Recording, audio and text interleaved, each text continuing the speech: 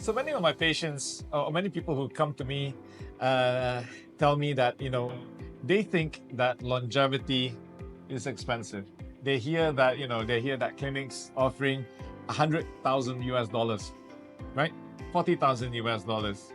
There are some clinics in Singapore which offer about 15,000, 16,000 US dollars, Singapore dollars for their longevity program.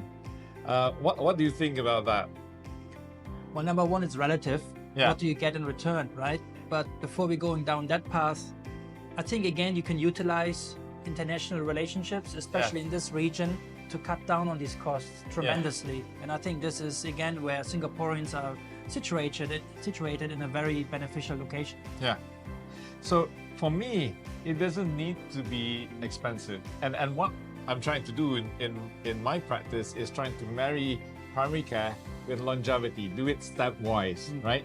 So instead of, spending $15,000 and things like that, you can start with the basics, right? A few $100s, right? And what is more important is actually things you can do every day, right?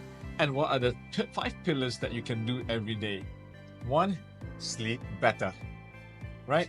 Good quality sleep, length of sleep, right? Okay, duration of sleep. That's the key thing, right? 2 is nutrition, right? Basic things. 1 is calorie intake.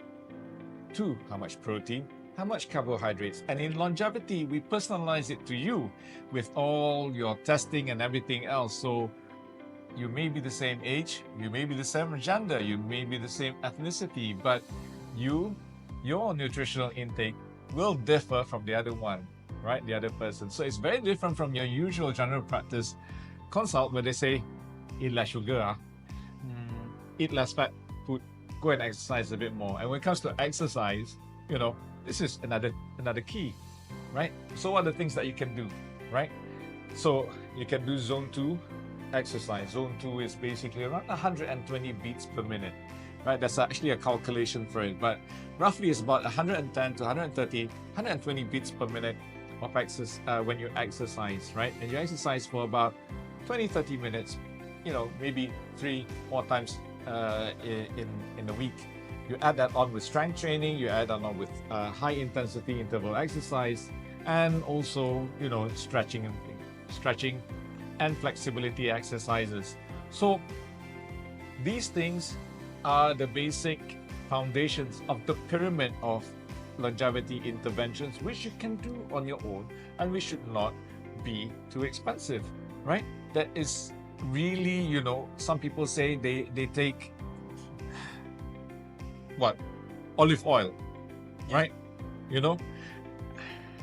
I'm Asian, right? I don't take olive oil every day, okay? But my biological age is 7 years younger, right? I'm 54. So it depends, right? So it needs to be personalized to you. It needs to be personalized to your way of life and things like that. The last 2 pillars are basically meditation and stress management. This is very important, especially in a place like Singapore. Yeah, don't stress out over longevity. That's counterproductive. we're super stressed in the city, and it's a surprise to me that we're actually called a blue zone. Yeah, we're one of the 6 blue zones in the world. So how can a blue zone be here in a place where we're one of the top, I think 3 or top 5 stressed out places in Asia, right? And so stress management is very important, right? Meditation, breath works, and things like that. Last but not least, supplements, but not everything and anything. You don't need to take 20 to 30 different supplements a day. It needs to be personalized to what you need. Okay? Yeah. So longevity should not be expensive. There are people like myself who are trying to make it affordable for everyone.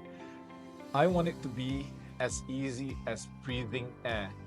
And find a loving partner, meet your friends, have Yes. fun, enjoy life. Yes, actually, that's true. In the other blue zones, one of the key things is community and connection, right? Yeah. So family, friends, right? good bosses. Okay, I'm gonna get scolded for that, but that's very, very important, right? Yeah.